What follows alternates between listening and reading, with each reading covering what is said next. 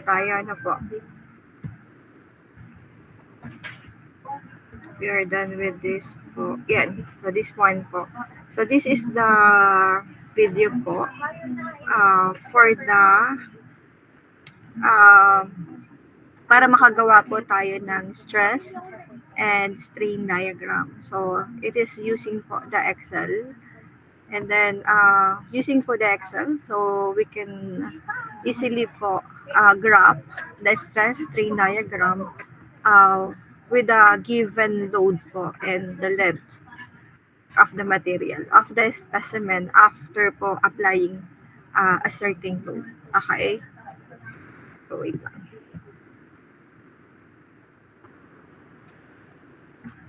And, naririnig niyo po ba? May naririnig po kayo? Okay.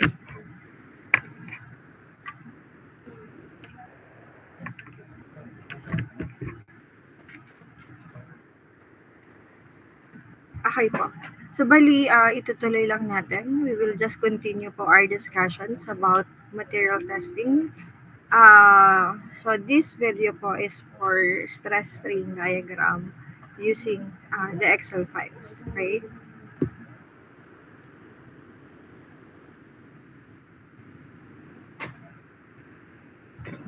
Describing how to make stress strain curve.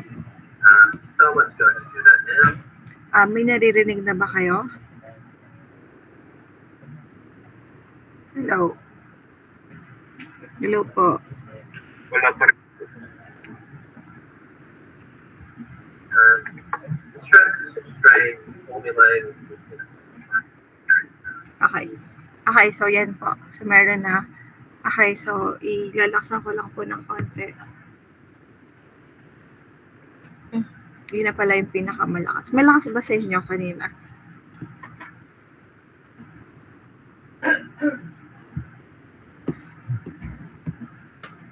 Okay, so let's continue po.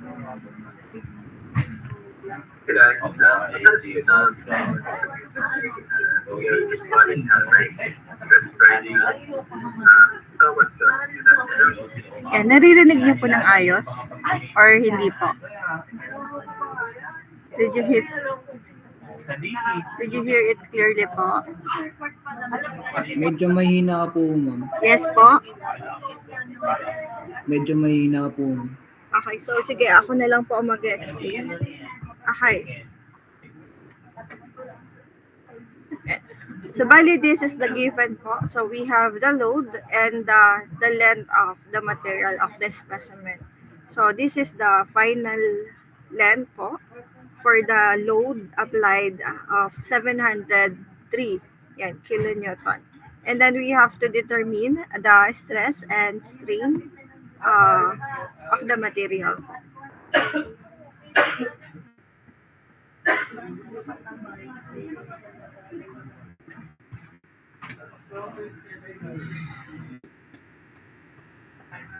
So first po, in order to determine the stress of the material, so we have to determine the diameter of the material.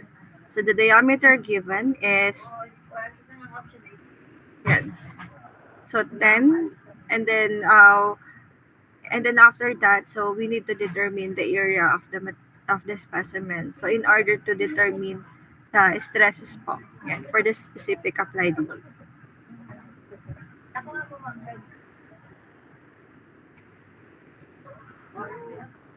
Yan. So the area po, the formula of the area is equal po sa pi d squared over ng 4. Okay? So pi times the diameter squared divided by 4 po. Yan. So that is the ano po, the area of the specimen or the area of the circle.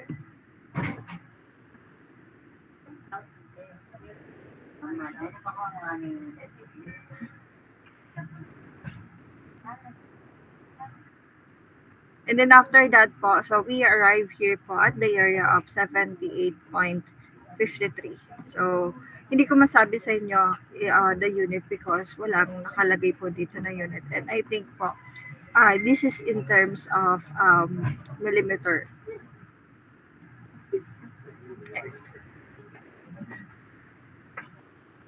50-inch kasi is too long. That is why I think the unit is in millimeter and in kilonewton. Okay, so we arrive here at the area. And after that po, yan. So in order to determine the stress, so we have the formula of the force applied. So so we have to select po the force applied here divided by the area here. Yeah, so force divided by the area.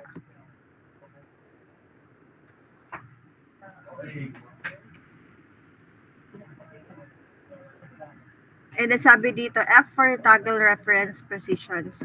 So that po, we need to have po this equation so that po the area of the materials will not vary.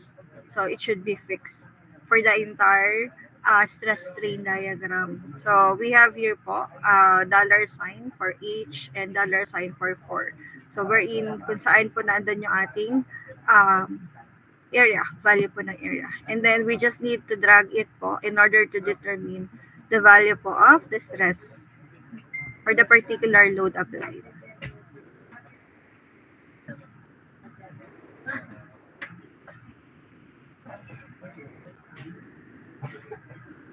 And for the strain, so we have here po the initial the length of the material. So in order to determine the strain of the material, so the formula to be used is equal to final length minus ng initial length over po ng initial length. So this is the formula po to be used. The initial length is 50 millimeter. And then this one, and then the value of this po is the final length po for each load applied.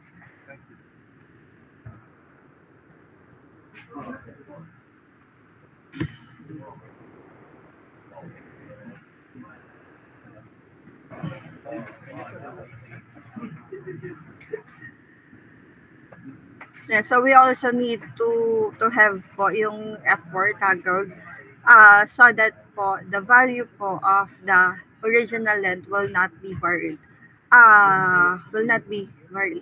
So hindi po siya magbabago. So dapat naka-fix po yung ating value of the original length. So in order to fix po, so dapat ganito po yung equations natin. So meron tayong dollar sign for every sa unahan of the the numbers and the letters.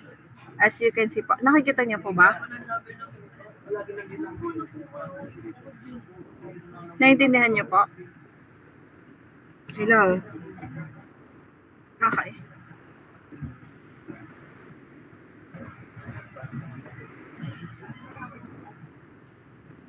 If hindi kasi natin siya ginanto, so magbabago po yung kanyang value. So ito lang yung dapat na magbago, the final length po. Since there is a different value po of final length for each applied load.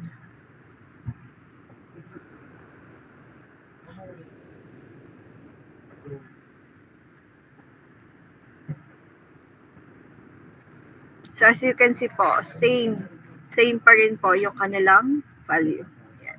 So we have to drag lang po yung value and that it's po. So meron na tayong stress, strain values po. So we just need to add po a graph. Yan. In order po na mai-graph po natin yung ating stress strain diagram.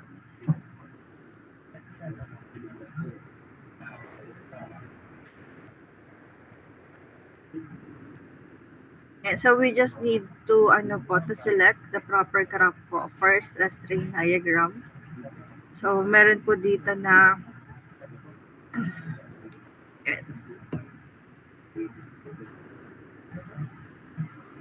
so for example po, they use po the line graph. Yan.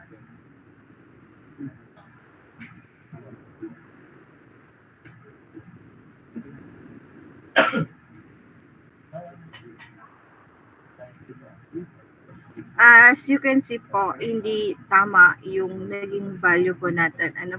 So hindi applicable yung line graph for this for this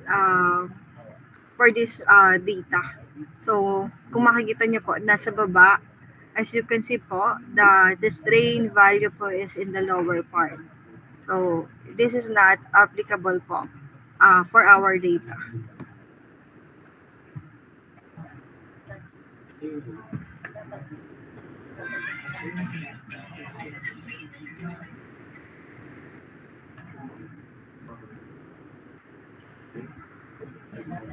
It should be, for this data po, it should be stress and versus po the strain value.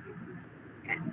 So, we don't know po what happened po for this, with this graph po.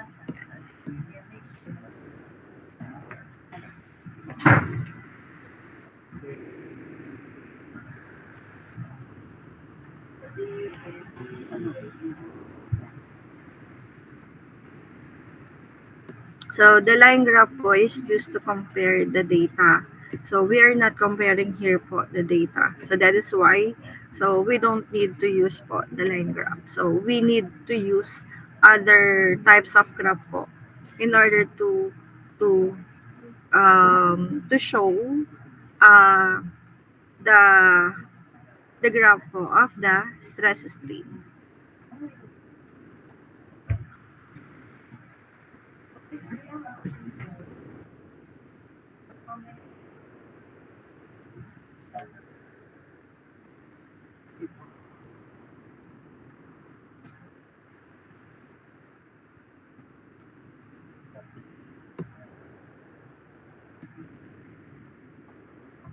Okay, so wait lang ha. So, okay. So, meron na tayo dito na na value. So we need to select po the scatter plot.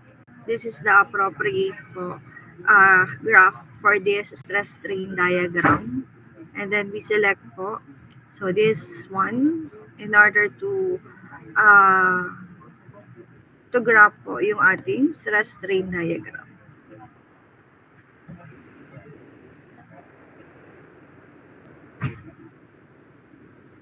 And then, so we need to select po the data first. So we need to add a data. So in adding po the data, so we need to input po the series name, the values for X and for the Y values po.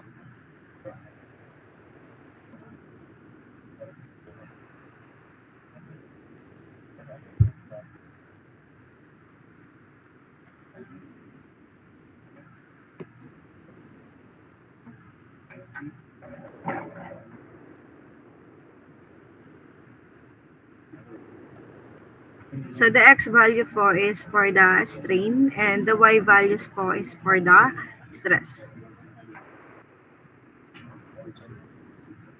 And so we just need to select po the data for the X-axis. And a data po for the Y-axis, which is the stress value.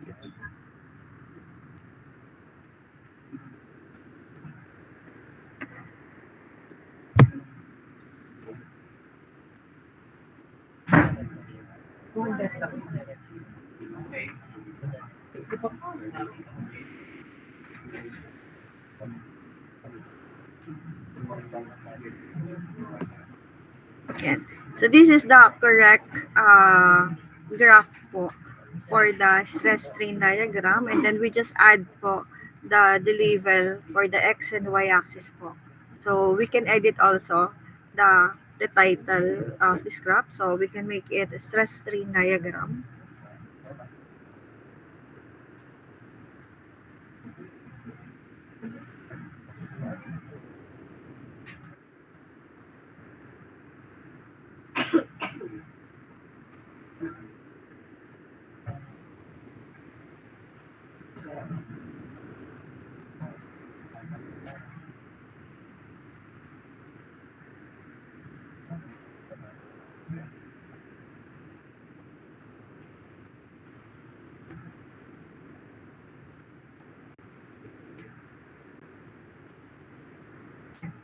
Okay, so we can add po the title axis po.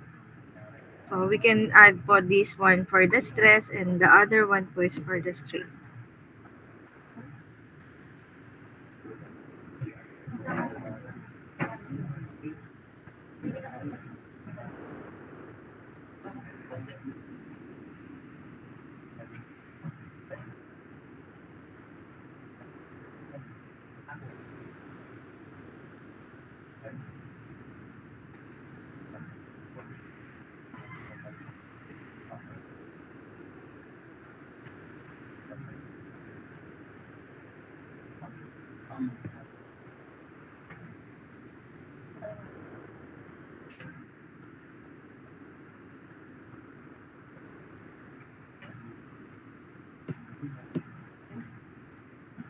Okay, so that's it po. So,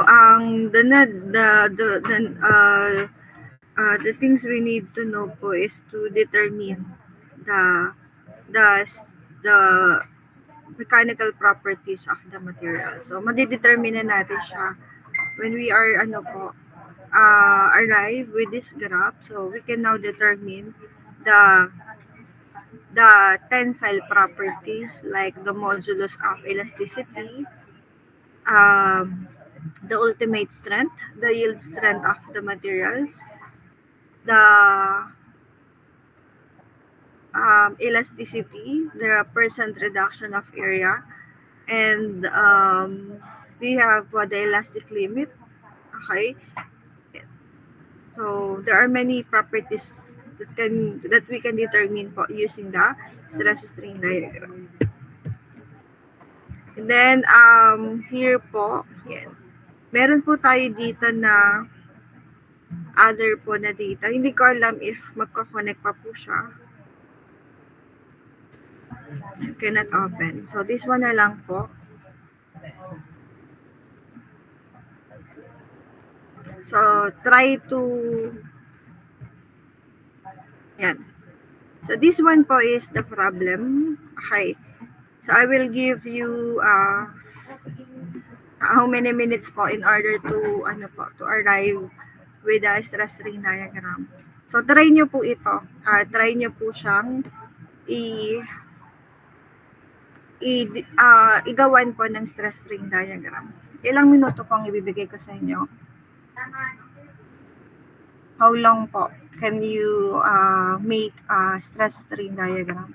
So this is the value po for the load applied, and this one is the elongation. So when we say elongation, it is a difference between, it is the the difference between the final length and the original length. So the original length po of the material is yan, 2.0 inches. Okay? Kaya nyo po? Try nyo. You need to try it po. If you can, make a stress strain diagram. Kasi, with, kailangan natin ito for our, laboratory experiment, for the laboratory report. So, you need to draw the stress strain diagram in order to determine the mechanical properties of the material. Kaya nyo ba ito ng 15 minutes? Anyone po? Okay, sige po. So, makikigawa naman po ako ha. Makikigawa na po ako. And if ever po na may question, so makiki-message lang po ako.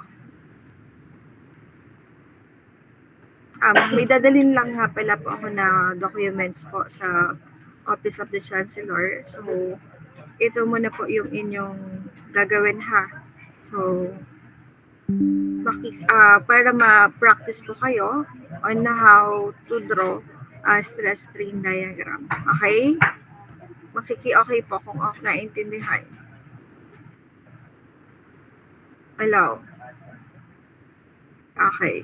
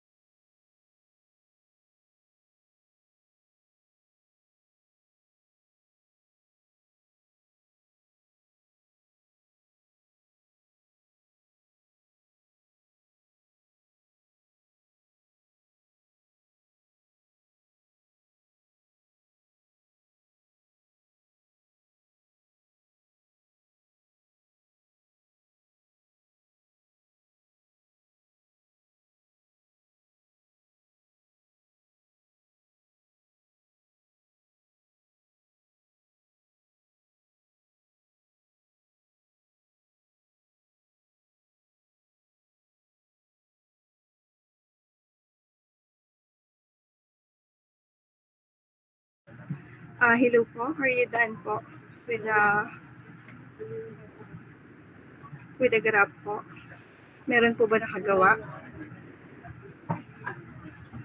Are you done po with the graph? Hello? Not yet po. Pwede naman sabihin po sa akin kung hindi pa po. Okay, sige po. Please continue po.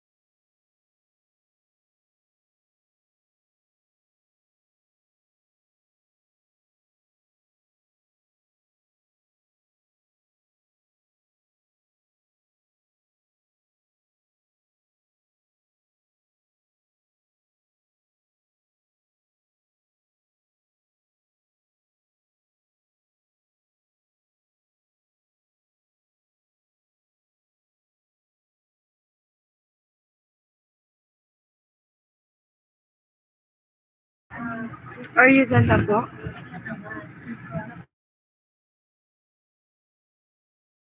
Are you done na po? Anyone? Tapos niyo na? Hello? Hello po.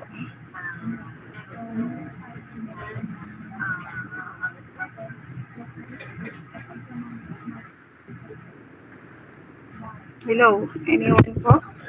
Did you hear me po? Okay. Tapos na? Tapos na po? Okay. So, anyone po na pwede pong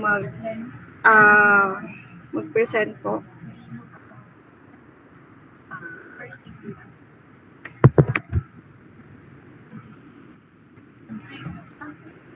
Okay. So, pipili na lang po ako.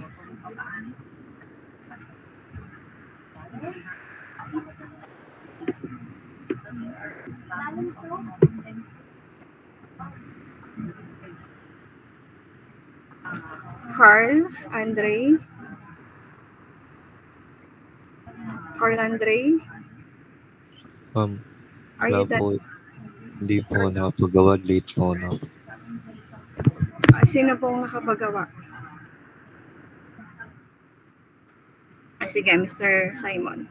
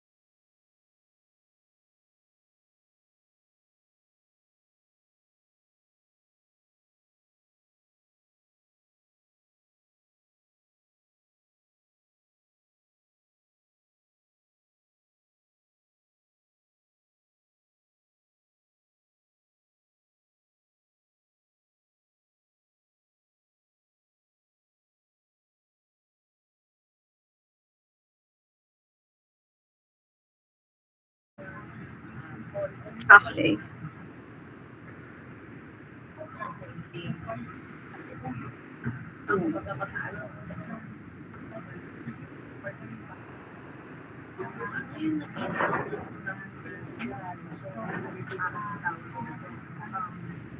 Okay.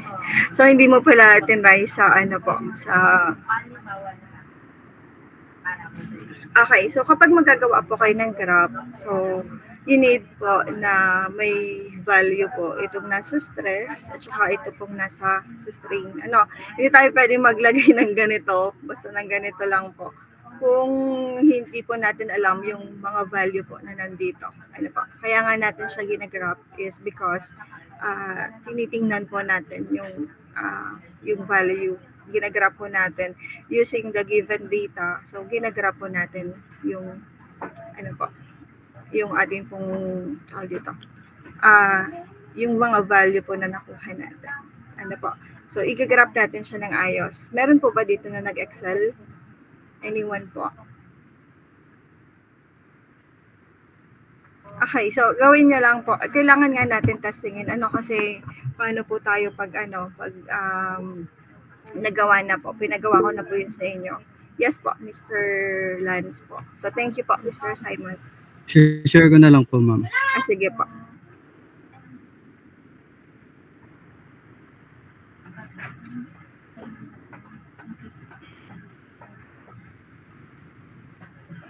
Bali, ito po yung ginawa ko. Sa formula po ng area ay, ang ginamit ko po ay 0.25 pi times yung, bali, yung ginamit ko po sa formula ng area ay 0.25 pi times 0.5 o 52 squared po. Na ito po yung area po ay magiging 0.2454848 po. Then po sa pagkuha po ng strain at stress po ay Okay, so ganito bali po ang yung so ang lalabas ganito po na yung lang. formula. Okay, so since elongations na po ang nakalagay, i-divide na lang natin siya dun sa original length po na 2 inches. Okay. Sige po. Continue po. Bali yung sa graph po, ito po yung lumabas po sa value. Yung highlight ko lang po yung stress at strain po. Tapos po nag-insert po ako ng recommended charts po which is scatter po or pwede pong line na lang po. Ayun po. Hello po. Ito po yung kanina po, yung mali po na hindi po pwede yung linear. So, ang gagawin natin ay scatter. Scatter plot po. Sige po. Wait lang. Palitan ko lang po. Scatter po.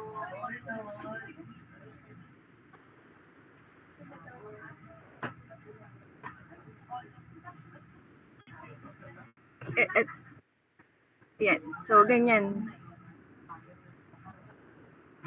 So, ganito po dapat. Ano po. So, hindi pwede siya na linear katulad nung kanina. Kasi meron tayo dito sa baba. So, maglalagay tayo ng X and Y axis po na title. And then, makikita nyo po sa kada points, meron po siya na mga value. Okay? Thank you po, Mr. Nagawa nyo po ba to?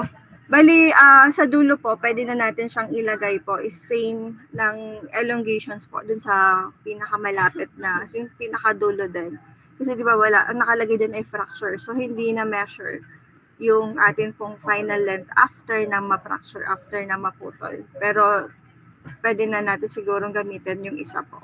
Ano po, para siya ay bumaba. Yung pinakadulo po na elongation. So, yun na din yung gagamitin natin. So, since hindi po given yung final length after po ng fracture. Okay?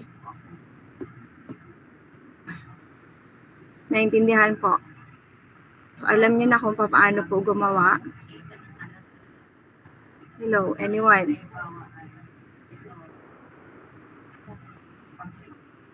Okay. So, ganun lang po yung gagawin natin ha. And then, dito po, so as you can see po, dito sa ating given na load at elongations. Yan. So, pwede po natin siyang makuha. So, ari po. Meron po tayo dito na solutions. Yan. So, same lang ba yung nakuha niya na value? So, ganito po yung kanyang magiging answer po. So, ganito din po yung magiging graph po natin. And then, dun sa dulo po is the rupture stress. Wala ba? Ano ba yan?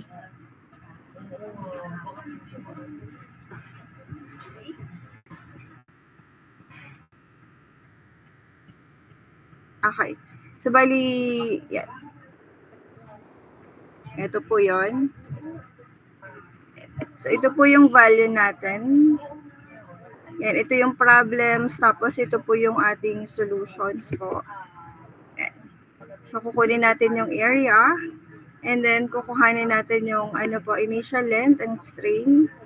And then, ito po yung value ng ating load. Tapos, elongation. Tapos, strain. And then, yung kanya pong stress. And after that po, yan, makukuha na po natin yung ating pong other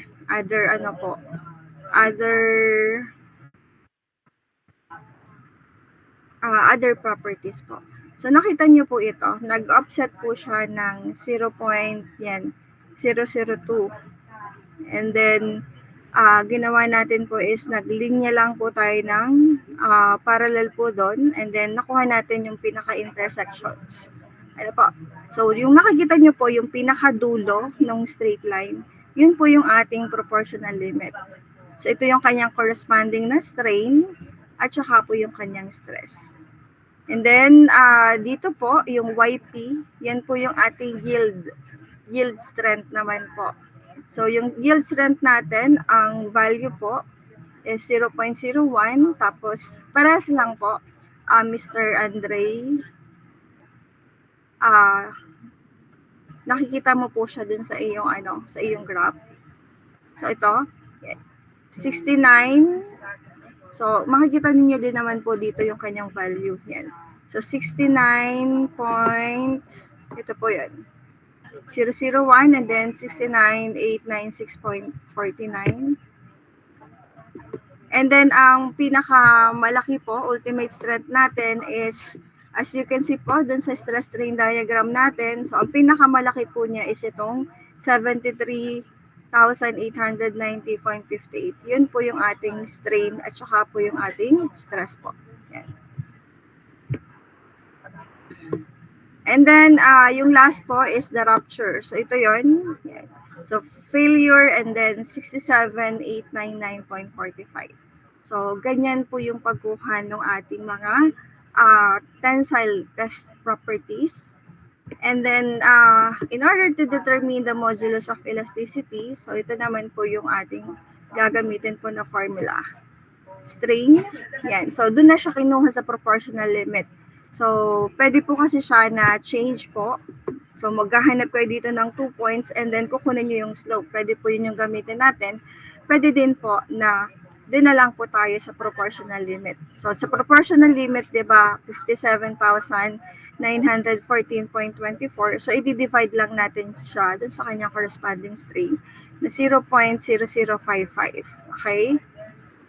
And then, ang modulus of elasticity natin is ito po yung magiging value niya. Nakuha? Nakuha po? And then, kukunin lang po natin yung yung kanyang mga yield strength. Yan. So, nag-upset daw po siya ng 0.2% daw po ng offset. So, kapag ganyan po, so ito po yung ating gagamitin. So, maglalagay daw tayo 0.0055 plus daw po ng 0.022. So, i-offset lang natin yon. So, makukuha po natin yung modulus of elasticity naman po ng sa slope. And then,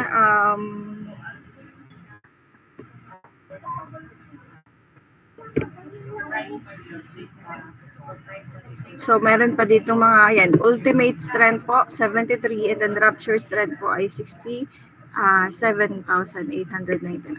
Okay po. Yan. Naintindihan?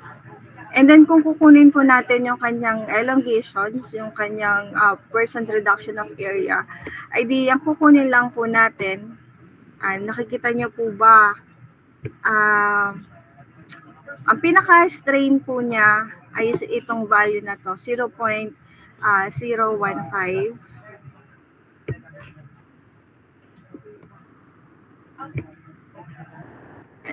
So, ang pinaka-strain niya po is itong, yan, 0.12 po. Elongations pala yun. Ang pinaka-elongations niya. So, ito yung mismong value po niya. 0.12. Yun yung kanyang change ng ating deformation. And then, yung strain po niya is wala itong value. Pero siya po ay 0.06 na lang din po. Pagpalagay na natin. At ang percent reduction of area, ay di kukunin po natin yung area before and after po. Para makuha po yun, kailangan nating i-measure yung diameter po ng ating material after po siya na ma-fracture. So, dito po, hindi natin siya kita kasi wala naman pong given na area po. Yeah. So, hindi natin makukuha yung percent reduction of area. Pero yung percent elongations, Yan, so makukuha natin. Yung strain natin, i-multiply lang po natin siya sa 100 percent. So, yun na po yung ating pinaka-strain. Percent elongations po. As you can see po, napakaliit. Kasi kung makikita niyo po sa graph, so medyo brittle na po yung ating material. So, konti lang yung kanyang naging deformations. Nako ha?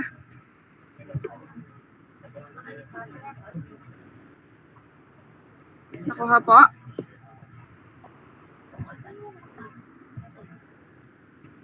Nakuha? Uy, marunong na kayo. Okay. So, bali dun sa atin pong experiment po, kung gagamit po tayo ng UTM, yung sa malaki po. So, kailangan po natin doon ng reinforcement bar po na ang size po ay 10 millimeter, yung diameter. Makikilista po ako ha. 10 millimeter, 12, and 16 mm. Tapos, ikakat po natin siya ng kada 18 inches po. So, 18 inches na po yung aming isinet po na length po. Kasi, yun na yung ginagamit talaga namin. Okay? So, ang gagamitin po natin ay reinforcement bar. So, pupunta lang po kayo sa mga, tawag dito, pupunta kayo sa ating kung ano, sa mga construction supply. So, bibili lang po kayo ng reinforcement bar. So, kung kayo bibili, edi yung ano na po, medyo bago-bago. Kasi yung iba, ang dinadala po ay medyo makalawang. Pero matitibay pa rin po yun kahit makakalawang na sila. So, yan. So, pwede pong ano po, per sections na po ang pagbili ng isang bakal kasi kaya na po nun ang kada sections, ang isang sections po. So, bali, ano po, tigigisa lang po tayo para mabilis po yung experiment. So, isa pong, hindi na po tayo magta-trial 1, 2, 3, ano po, dahil paulit-ulit lang din naman po natin siyang gagawin. So, hindi na po tayo magta-trial. So, bali, ang gagamitin lang natin ay isang 10, isang 12, at saka isa pong 16 mm. Naiintindihan? Did you get it po?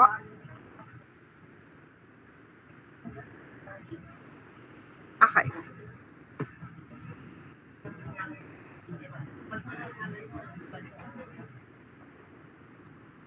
Okay. So, meron po tayong, ano po, ito, the virtual laboratory po. Hindi ko alam if pwede pa siya. So, yan, nag-error na pala. Ginamit kasi namin yun nung, ano po, nung pandemic, yung virtual laboratory. So, para lang din po siya na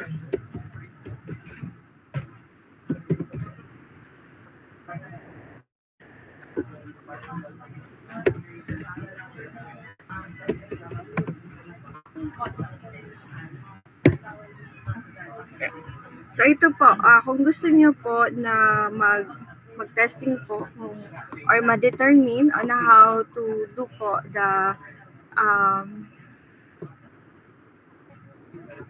tensile test. So ito po, pwede po niyo itong gamitin. So isi-send ko po ito sa inyo. Pwede po kayo mag-practice po dito. You can use po this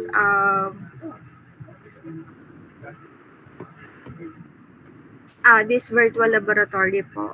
Yan, in order to do po yung ating tensile test. So for example, so we have here po different experiment for determining the property of the material. So for example, we have here po the tensile test on mild steel. So nandito na po yung all the procedures that we need in order to perform the tensile test. So we have here po. So for the so let's see po yung ating pinaka simulations. So the main objective of this virtual laboratory is to determine po the mechanical property of this mild steel specimen under tension load. So this is the apparatus to be used. So we have here po the UTM, the dial indicators, the extensometer, so yan the scale and the vernier caliper. So this is for the equipments to be used. And then, ngayon po, hindi na po uso yung ganito. We are not using this po. We are using po the computers in order to determine the load applied and the elongations of the material. So, the first thing we need to do before po mag-experiment is to measure. Yan. We need to measure po the diameter of the specimen. So, x and y axis po. And then we need to determine po the diameter. After determining po the diameter, so we also need to measure also the length of the material. So this is the length of the grip. Then ito hindi na natin siya gagawin. So they using po the mark.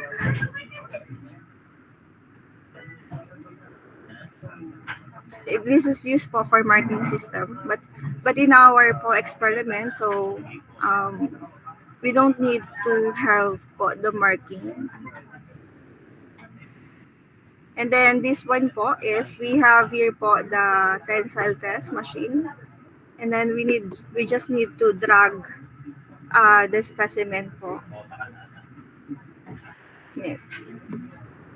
And then this one po is the extensometer.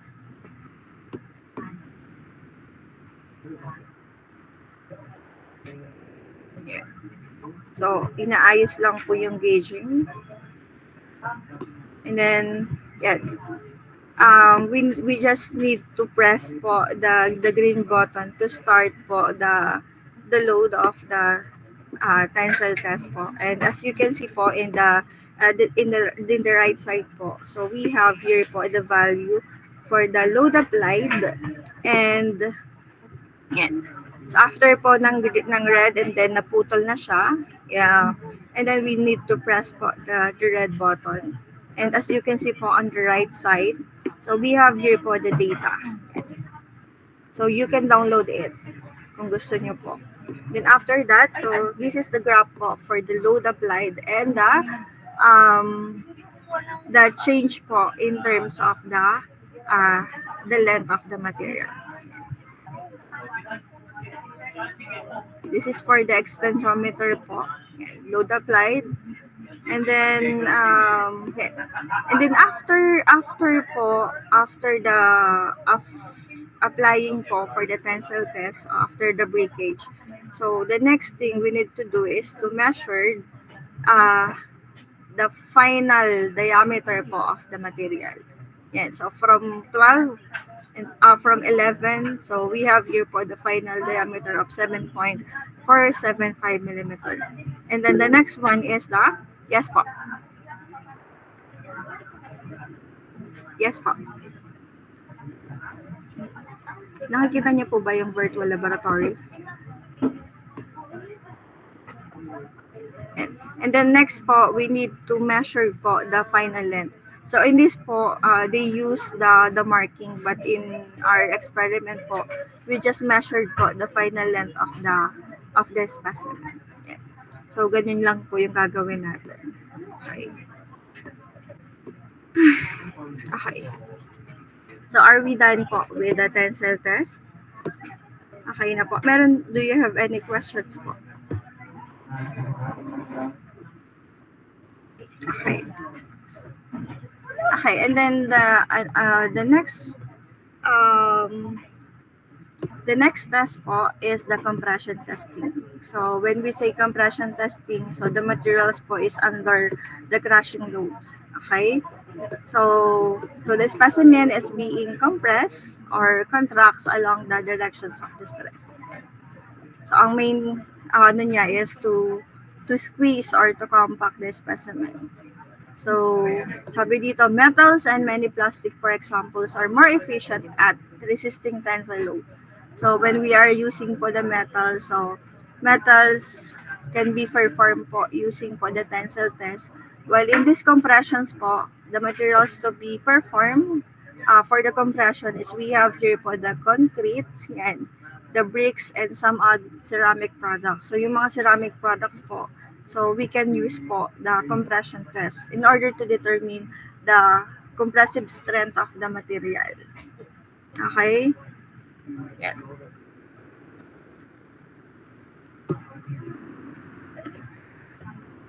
So this is the sample test equipments po for the compressions. Yan. So this is po yung ating nilalagyan po ng specimen. So we have here the frame kasi since the applied force po is through compression, so pwede po siyang mag-explode. Pwede siyang sumabog. Ano po. And then this is the monitor po in order to check po, in order to determine or to see the properties of the materials. And this is the sample specimen po. This is under, ano po, kapag siya ay unloaded, this is the original specimen. And then when we perform it po through compression, so this will be the effect po. Yan. So this is the crack specimen and this is the fracture specimen. So mostly po for the concrete material, so they have po a crack specimen. And for the process po of the compression test, so sabi dito, prior to this and any test, so the dimension of the specimen should be measured with adequate precision and using proper instrument. Yan. Once these measurements had been taken and recorded, so the specimen should be loaded into the testing machine. Yan. So first po, we need to measure po the initial diameter and the initial length of the material. So after that, so we just need to load the specimen po in the testing machine. And then sabi dito, in compression testing, the testing in general care should be taken to ensure that the axis of the specimen is centered and aligned with the axis of loading. So we have to ensure that the material is at the center. Okay? So at the center, and align po siya dun sa ating pong axis. Okay? So loading rates should be steady and continuous. So when we apply load, yan. So dapat siya ay continuous po yung pag-apply natin. And the rates varies, sabi dito, rates varies but a general figure is 0.005 inches per minute strain rate po. So loading rates typically range from 500 to 1,000 pound per minute. So this is the applied load po. 500 to 1,000 pound per minute. And then, as in most tests of mechanical properties, so the loading rates can adversely affect the results if you get carried away. So hindi po pwede na mabilisan po. Kailangan mas dahan-dahan in order to determine the real properties po of the material. So dapat po siya ay dahan-dahan lang po yung pag-apply ng load. So hindi pwede po siya nabiglaan. Okay? So loading continues as this rate up to approximately 1/2 of the anticipated strength and then should be reduced to allow for more frequent data collections. Yan. So in this way, subtle changes can be observed in the specimen's behavior. Yan. As in all of these tests, please observe proper safety procedure. So most of the yung ating pong UTM that uses po the compression test, so dapat meron siyang harang. Pero yung gagamitin natin, since we only use po the tensile test, so hindi natin gagamitin yung compression test. So we need po a personal PPE, a personal protective equipment. So when we do yung ating pong tensile test, so we need po a gloves po, and then also yung ating pong pangmata, nakalimutan ko na ang tawag. And then for the eyes protections po, and also we have po yung ating mask, and so proper dress po, like t-shirts, and then rubber shoes, closed shoes po, and also pants po when we do the experiment. So for the video po of the compression test, so this is po yung ating video. So ito po is sample din po na virtual laboratory, but this time po is the compression test naman yung gagawin natin.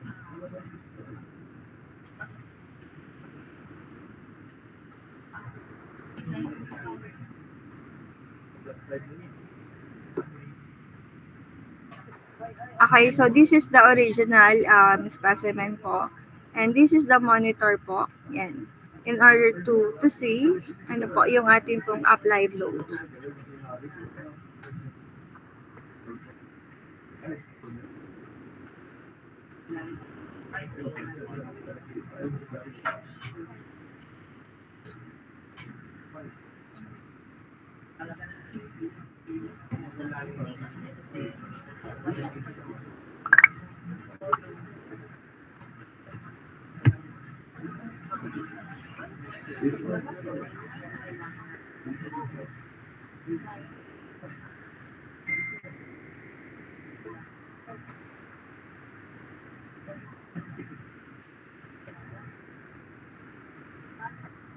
Yan. As you can see po, the length of the specimen po decreasing while the diameter po is increasing.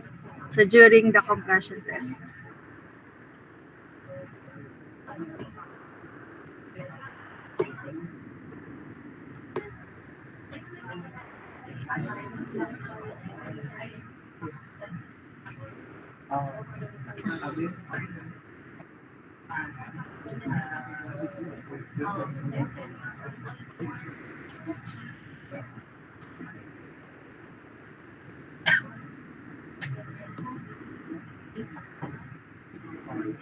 Yan. So, yun na po yung maximum na kaya pong i-apply na load dun sa ating material. So, as you can see po, hindi siya nag-break ano po, for the metal. So, mostly po, metal po is ano po, is used po in order to determine the property of the metal. So, it is applicable to use po the tensile test in order to determine its properties. So, while the ceramics materials is ano po, dito siya sa compressions po. Yan, compressions po is ceramics, metals is for the tensile test po.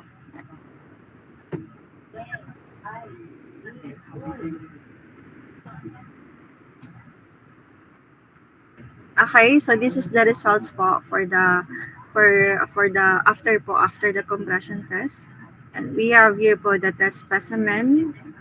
So this is the part po of the compression test. So test specimen, dynamometer, yung number 2. So this one po is the dynamometer.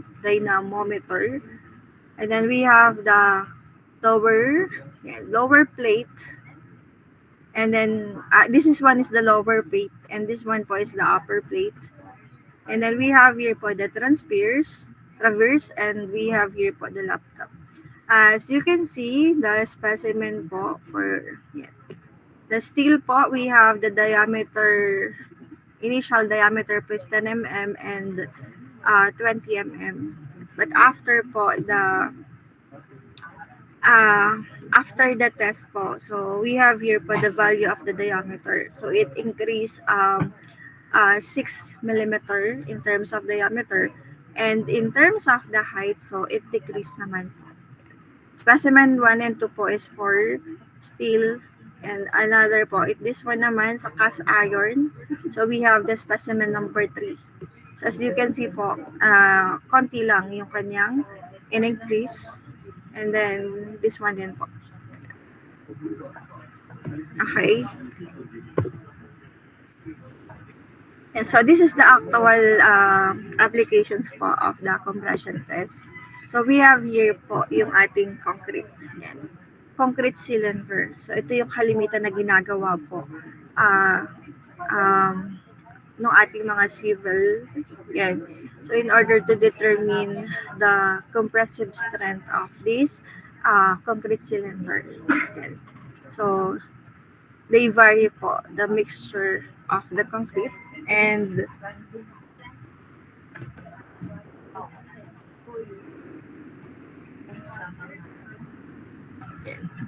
so yun po.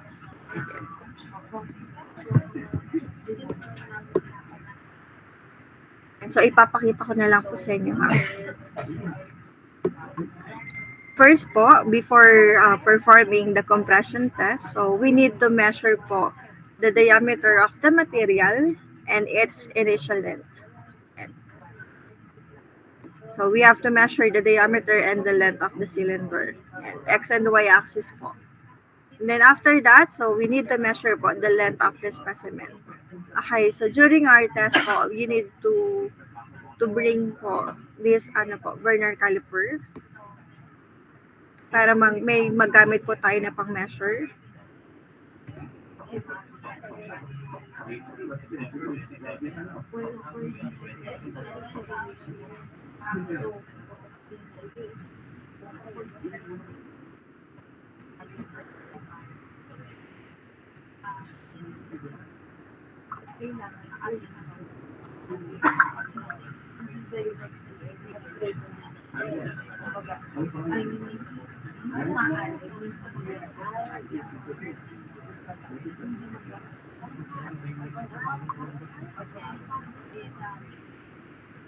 As this is po for the offline load po. So as you can see po, ang laki po ng nadadagdag na load.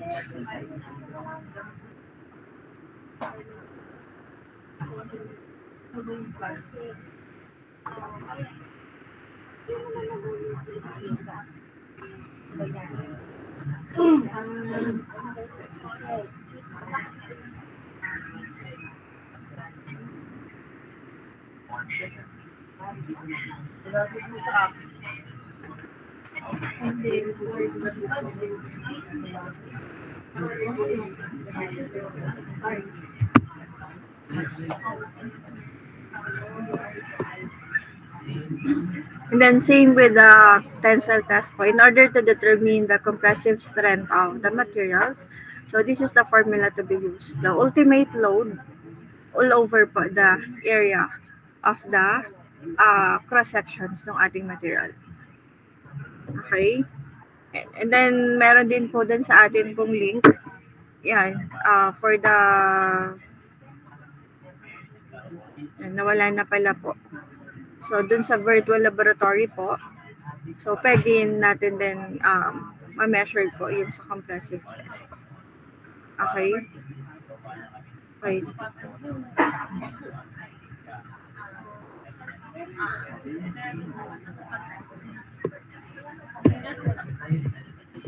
Okay. So, we are done po with the compression test. The next one po is for the coefficient of thermal expansions. So this is for the in order to determine po the coefficient of thermal expansions. So yan. So linear thermal expansion is used to determine the rate at which a material expands as a function of the temperature. As katulad nga po ng na-discuss po natin last time for the thermal expansions. So the volume and the length of the material change if there is a heat involved po. So this test can be used for design purposes and to determine if failure by thermal stress may occur. So understanding the relative expansion or constructions characteristics of the two materials in contrast can be important for application success. So by using po the thermal expansion, so we can determine po how long, kung gaano po kahaba yung ihahaba pa ng ating material. So in order to, to avoid po accident and other failure po of the material. Okay. So this is the sample equipments that used po in order to determine the coefficient of thermal expansions of the material. So this one po, we have here po is the sample. The green one is the sample. And then this one is what we call po the probe. Yan. Just like po in our tensile test, so we use extensometer in order to determine the final length of the material or the final length of the material for the specified load applied. And this one po, we have here po the probe. Yan, to measure po the length of the specimen. And this one po is we have here po the furnace. So furnace po, this is the source of the heat. And this one po, this part po is the coolant reservoir. Yan, para hindi po masyadong mag-init. And yan. So, we have here po yung ating lead screw, furnace lift motor. So, we can lift kasi, pwede natin itaas po itong furnace after para pag ilalagay na natin yung materials and then ilalagay na lang po if kakamitan. And then we have here po the stage wherein we put our sample po. And then the LVDT, and then yung mga sa special assembly po, other support po for this type of equipments. So, for the specimens po, yan. So, for the TMA, just like po, this one, when we say TMA po is thermomechanical analyzer. TMA means thermomechanical analyzer. So, we are using po the TMA 2940. Yan. So, for the TMA, if we are using po the equipments of TMA, so the test specimen should be between 2 and 10 millimeter. As you can see po, very small lang po yung ating specimen. So, we have here po 2 mm to 10 mm in length. And also, the lateral dimensions po should not exceed also in 10 mm. So, pinaka-maximum na niya na dimension is 10 mm. And then, the specimen must be flat on both ends. And for another equipments po used for determining the coefficient of thermal expansion, so we have here po the dilatometer. Okay? And then the specimen naman po is approximately 12.7 millimeter. So mas malaki po siya. And ang kanyang length po is up to 3 inches or 75 millimeter. So pag malakihan naman, so we can use po the dilatometer. But for the for TMA specimen, so we just use po a small sample po. Yan, for these equipments. Yan. So in the procedure po, this is for the TMA. So the specimen po is placed in the holder at the room temperature. And then the height is measured by a probe. And then the furnace is raised and the temperature is brought to 20 degrees below the lowest temperature of interest. And so it depends po on the material. So the specimen is heated and this at specified rate, open 10 degrees a minute. And so this is the increase in terms po of the temperature. So 10 degrees a minute over a desired temperature range. So, a graph is produced. So, while doing this po, meron tayong mapuproduce na graph. And for the dilatometer naman, so, yung katulad ng kanina, ilalagay lang din po natin yung specimen sa dilatometer. And then, the height gauge is positioned and zeroed. And then, the apparatus is placed in the temperature bath. And the movement of the sample is measured from negative 30 degrees Celsius to 30 degrees Celsius po. So, ganyan po kapag thermal, yung dilatometer. Kapag TMA po, so, iba po yung kanyang procedure. So, this one po is the sample illustrations for the thermal expansions. And so, wala kasi akong napakita sa inyo na video dati. So, this is for the thermal expansions po.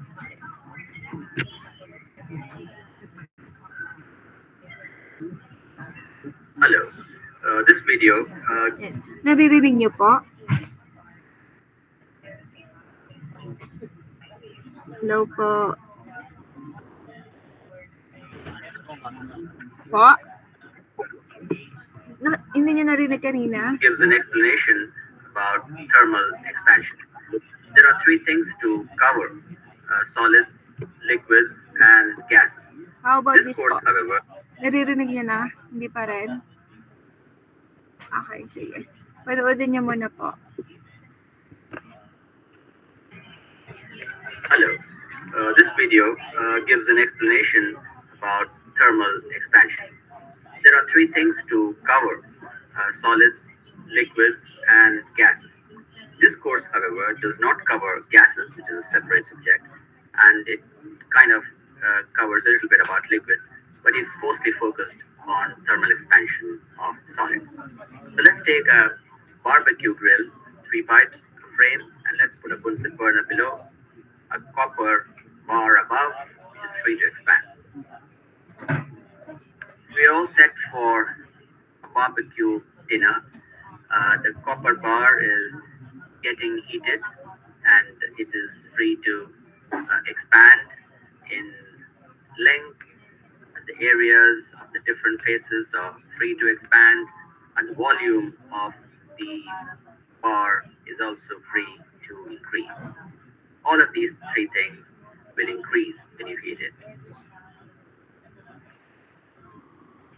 This is an animation that kind of visually shows you how the bar is getting longer and larger. The real life increase may not be so perceptible, but then this is an animation just to give an exaggerated picture of what happens really when we transfer heat energy to a metallic object. So let's measure the initial conditions. The initial boundary conditions are temperature, length, and pressure. So length is L. It's called the initial length or original length. The initial temperature, let's say, is T, and the pressure, let's say, is P. The pressure is not very important for solids, but it does get very important for liquids. After it is heated to a temperature T plus delta T, at that temperature, the increased length is shown here. The length increase will be directly proportional to how much we heated in this fire. So we have to note down in an experiment the final length and the final temperature. Again, the pressure is not very important for solids.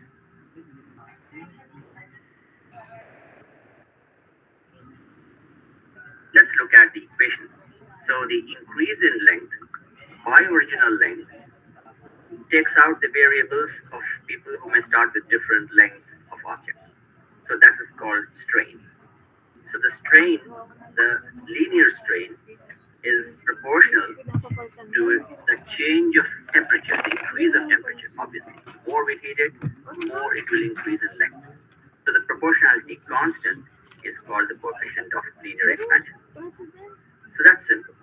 Now, if you need to find out alpha at a given temperature, then there is some mathematics and calculus involved, and we had to take the limits with delta T tending to 0 and to dl by dt, and then you get this equation. We're not going into those details right now. Similarly, the increase in volume of that copper bar divided by its original volume is volumetric strain. The volumetric strain also, of course, is proportional to how much we are going to heat it and increase its temperature. So here the proportionality constant is called gamma, the coefficient of volume expansion. The same thing. The principle here is the same. If you want to find gamma at a particular temperature, the calculus gives you this equation.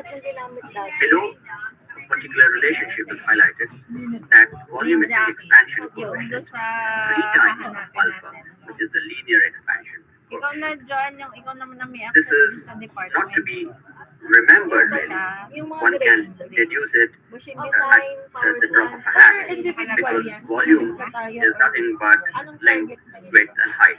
There are three things there. And for isotropic materials, which have properties same in different directions, gamma should be 3 times the number. This is the last slide which points out certain things which ought to be noted. For example, gamma is equal to 3 alpha will not hold for anisotropic materials, that is, materials which are not isotropic. For example, crystals, they don't have equal expansion in 3 directions. The length, width, and height all will expand in different ways. So that equation will not hold. Also, when we talk about the expansion of liquids, pressure will be very important, much more than when we talk about solids. So pressure should be held constant from the original to the final condition. And as a rule, liquids expand more than solids. The expansion of water is a separate subject which is not dealt with in this course. I hope this is useful. Thank you. Bye-bye. Sino itong student? na kumuha ng 2020. So, kailan siya bumalik? Parang may okay. Date. Halimbawa, ang huli natin data is 2024. Itong 2024 na to, kailan siya bumalik? 23. 24 din. Pero ibabalik natin yung year of ano. Opo. Year Kasi yung babalik tayo ng isa.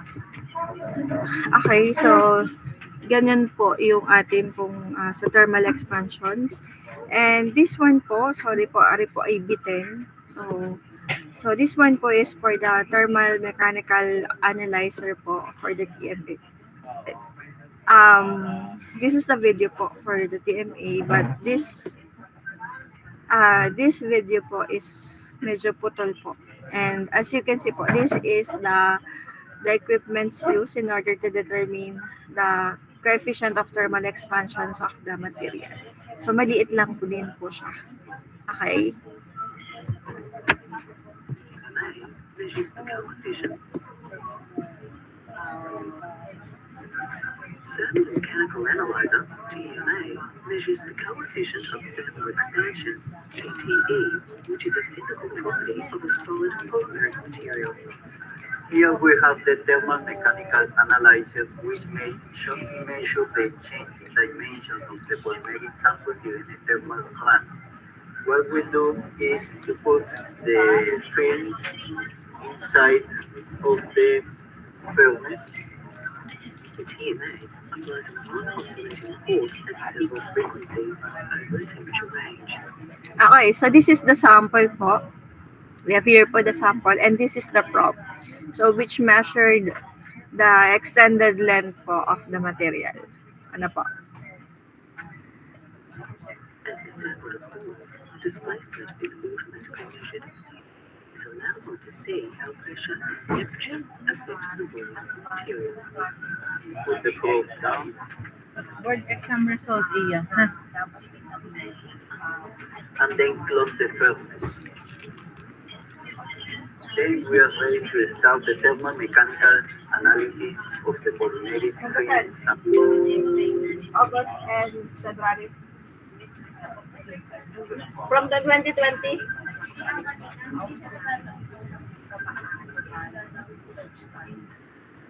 Meron tayo sa, hindi namin sa accreditation.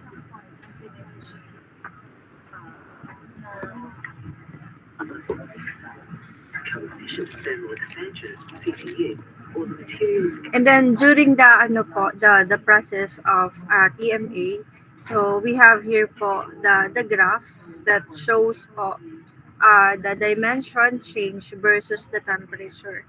And from this po, makikita natin yung ating pong coefficient of thermal expansions. CTE is measured by this test.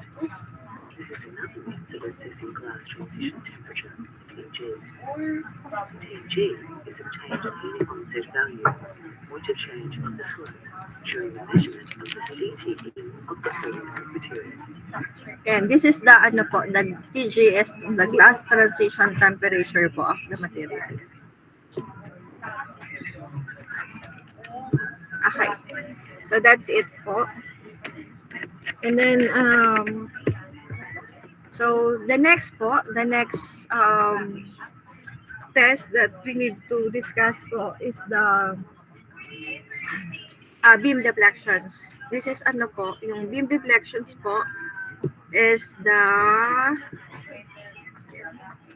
hindi na siya magtama. Okay. So for the beam deflections po, so this is what we call po yung ating bending test. Yan.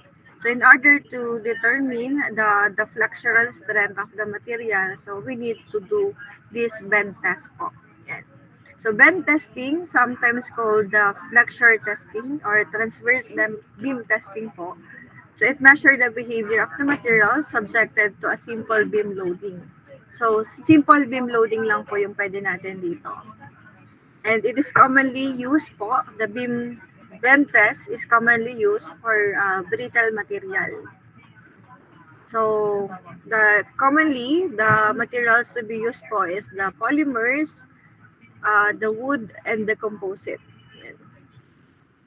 So, it is performed po yan by placing a specimen and the two support anvil, so which is bent through applied force on 1 and 2 loading anvils.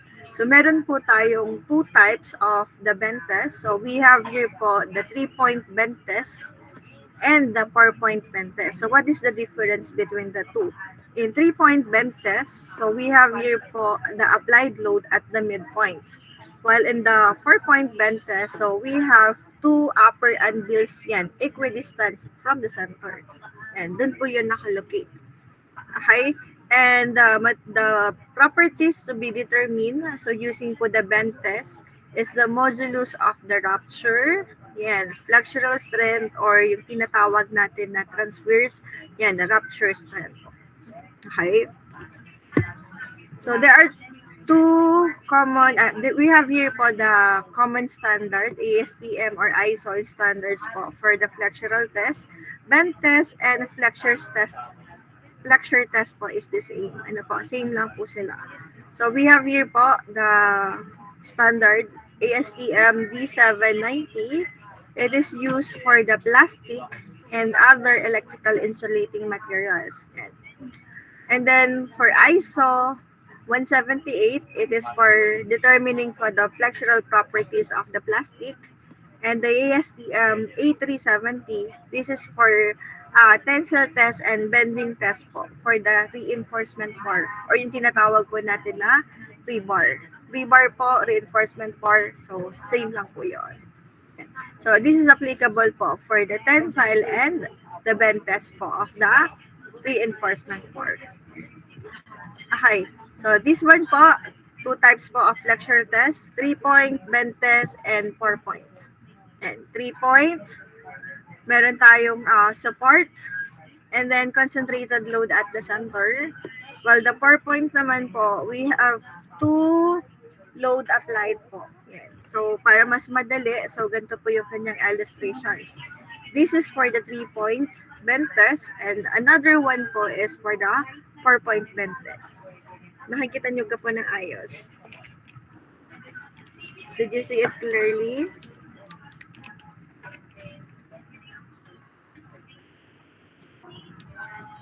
Nakita niyo po yung difference? So, simple beam loading lang po. When we do experiment po or when we do test for the bend test po. Nandyan pa ba kayo? Naririnig niyo po ako? Yes po, ma'am. Okay. So, madali lang naman po. And then, this is the video po for the bend test po. So, in this video po, so we have the 3-point bend test. So, we have here po the support, two support po at the end, and at the center po, we have po the concentrated load. Okay. So, ganyan lang po kapag bend test. So, mag-a-apply lang tayo ng load at the center. And then, as you can see po, yan. So, nakikita natin kung hanggang saan yung i-bend ng ating material.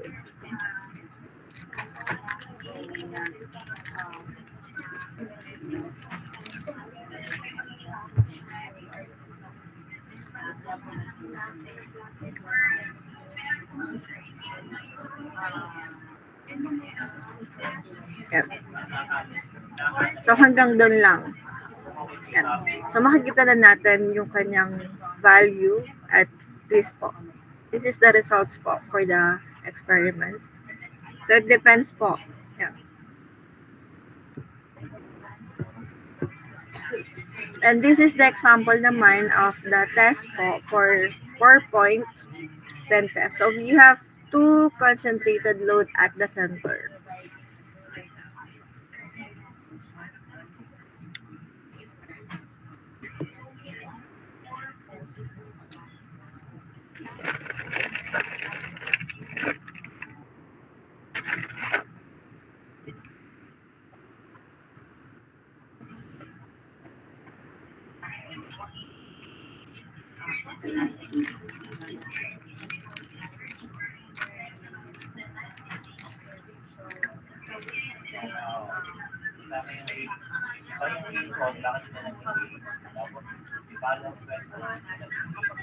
Yan. So, na-attain na niya yung kanyang ultimate strength. Hanggang dyan lang siya pwedeng mag-bend po.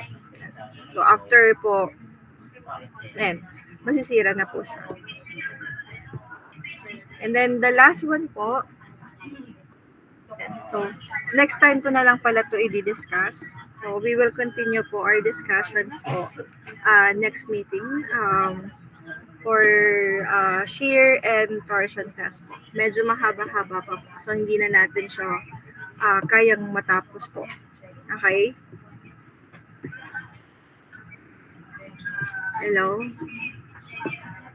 So, itutuloy na lang po natin next meeting ha. Okay, kindly open po your camera for the attendance.